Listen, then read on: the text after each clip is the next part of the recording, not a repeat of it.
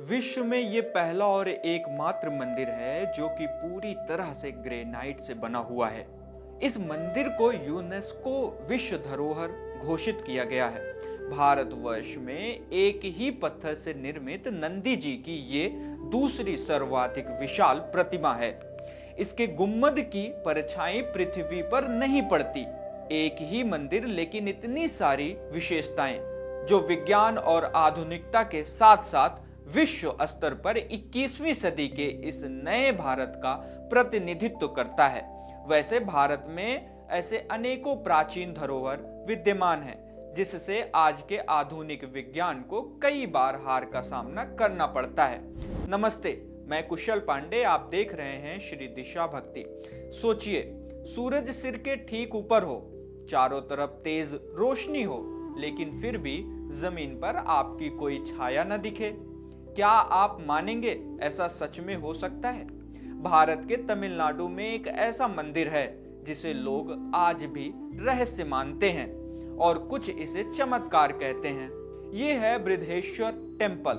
कहते हैं दोपहर के समय इस मंदिर की विशाल संरचना की छाया जमीन पर दिखाई ही नहीं देती। लेकिन सवाल ये है, क्या ये सच है या फिर सिर्फ एक वायरल मिथक? इस मंदिर का निर्माण हुआ था 21वीं शताब्दी में चोल वंश के राजा शासक राजा राज प्रथम के द्वारा किया गया था।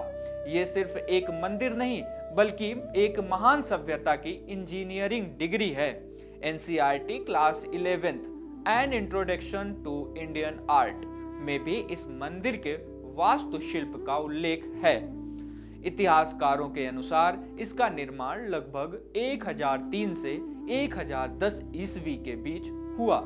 पूरा ढांचा विशाल ग्रेनाइट पत्थर से बनाया गया। ये द्रविड़ वास्तुकला का सबसे बेहतरीन उदाहरण माना जाता है।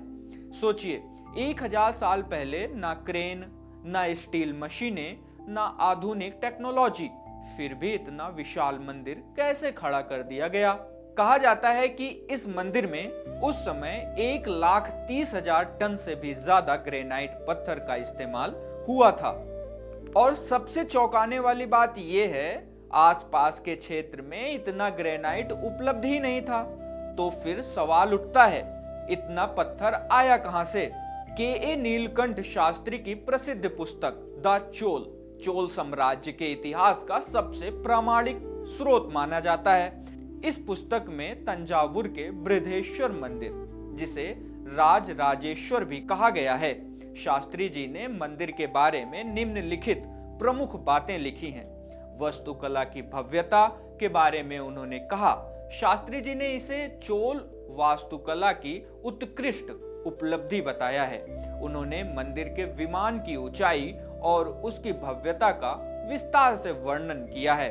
पुस्तक में उल्लेख है कि ये मंदिर पूरी तरह से ग्रेनाइट के विशाल पत्थरों से बना है, जबकि तंजावुर के आसपास ग्रेनाइट उपलब्ध नहीं था।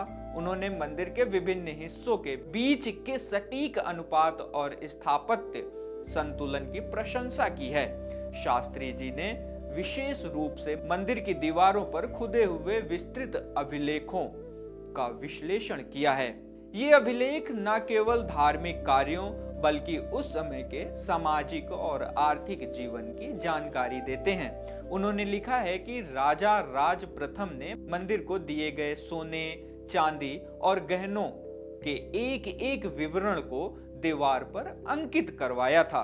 पुस्तक में मंदिर की व्यवस्था के लिए नियुक्त 400 से अधिक नर्तकियों, संगीतकारों और अन्य कर्मचारियों के नामों और उनके वेतन का उल्लेख है।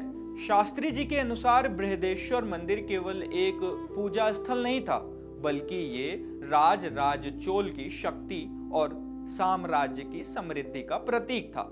उन्होंने स्पष्ट किया है कि मंदिर का मूल नाम राजराजेश्वरम था, जो राजा राज के नाम पर रखा गया था।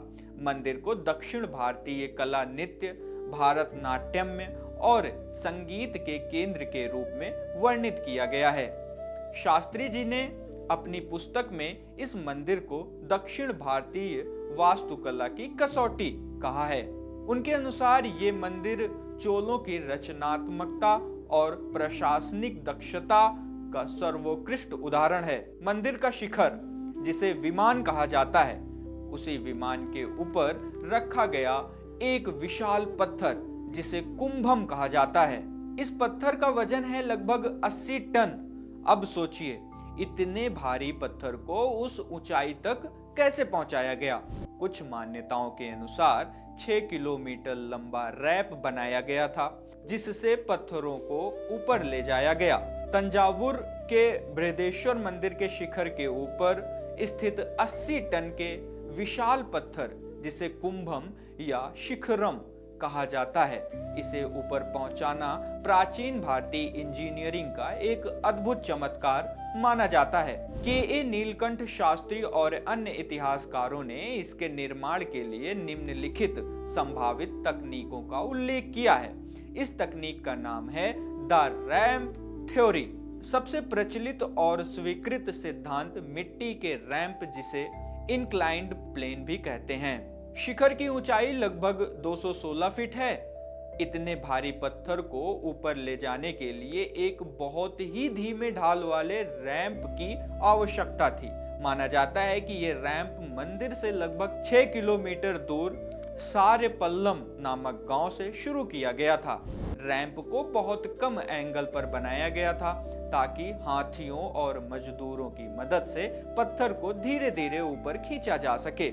ये रैंप मिट्टी, रेत और लकड़ी के लट्ठों से बनाया गया एक अस्थायी ढांचा था, जिसे मंदिर का काम पूरा होने के बाद हटा दिया गया था। इस मंदिर के निर्माण के लिए हाथियों का उपयोग भी किया गया था।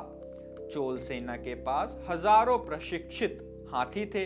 इन विशाल पत्थरों को ऊपर खींचने के लिए सैकड़ों हाथियों और हजारों मजदूरों का एक साथ उपयोग किया गया था। भारी पत्थरों के नीचे लकड़ी के गोल लट्ठों यानी रोलर्स का उपयोग किया गया था ताकि फ्रैक्शन कम और उन्हें आसानी से ढकेला जा सके। इस मंदिर में इंटरलॉकिंग तकनीकी का इस्तेमाल किया गया था। इसे पजल इंटरलॉकिंग मेथड भी कहा जाता है। पूरे मंदिर के निर्माण में चूने या सीमेंट का प्रयोग नहीं किया गया है।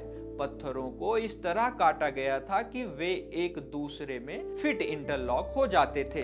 180 टन के भारी पत्थर का वजन भी उसे अपनी जगह पर स्थिर रखने के लिए पर्याप्त था। ये 80 टन का कुंभम ग्रेनाइट के एक ही विशाल टुकड़े को तराश कर बनाया गया है। तंजावुर के 100 किलोमीटर के दायरे में ग्रेनाइट नहीं मिलता। इसे इतनी दूर से कैसे लाया गया, ये आज भी शोध का विषय है। अब आते हैं उस सबसे बड़े रहस्य पर जिसने इस मंदिर को इंटरनेट पर वायरल बना दिया। कहा जाता है कि दोपहर के समय जब सूरज ठीक सिर के ऊपर होता है तो इस मंदिर की छाया जमीन पर नहीं दिखती। लोग इसे कहते हैं नो शैडो टेम्पल। हर साल लाखों लोग यहाँ आते हैं और इस रहस्य को अपनी आंखों से देखने की कोशिश करते हैं। लेकिन क्या ये दावा पूरी तरह सच है? वैज्ञानिकों का मानना है कि ये कोई चमत्कार नहीं है, बल्कि मंदिर की वास्तुकला और एंगल का परिणाम हो सकता है, क्योंकि जब सूरज बिल्कुल ऊपर होता है तो छाया बहुत छोटी होकर ढांचे के पास ही सिमट जाती है। लेकिन कुछ लोग आज भी मानते हैं कि ये सिर्फ विज्ञान नहीं बल्कि कुछ और है। मंदिर में प्रवेश करने पर गोपुरम के भीतर एक चौकोर मंडप है। वहां चबूतरे पर नंदी जी विराजमान है। नंदी जी की ये प्रतिमा 6 मीटर लंबी, 2.6 मीटर चौड़ी तथा 3.7 मीटर ऊंची है। भारतवर्ष में एक ही पत्थर से निर्मित नंदी जी की ये दूसरी सर्वाधिक विशाल प्रतिमा है। ये मंदिर सिर्फ पत्थरों का ढांचा नहीं है, ये आस्था, कला और रहस्य का संगम है।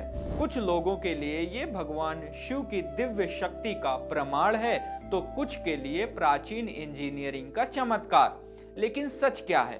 क्या ये सिर्फ विज्ञान है या फिर इतिहास का कोई अनसुलझा रहस्य?